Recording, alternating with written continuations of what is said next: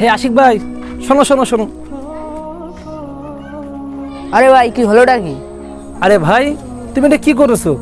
তুমি জানো না ইসলামে কিভাবে পেশাব করতে হয়? আরে ভাই, পেশাব করার নিয়ম আছে নাকি? আরে ভাই, আমাদের ইসলাম এমন একটি ধর্ম যেটা শুধু পেশাব না, সমস্ত কিছু নিয়ম আল্লাহ রসুল সাল্লাল্লাহু আলাইহি ওয়াসাল্লাম শিখিয়েছেন। পেশাব করার নিয়ম হচ্ছে প্রথমে বাম পায়ে যাবা এবং যাবার আগে দোয়া বলা, এবং পেশাব বা পায়খানা বসে করা, এবং বাথরুমের ভেতরে থুতু বা কফ না ফেলা, এবং কথা না বলা, এবং কোনো কিছু না খাওয়া।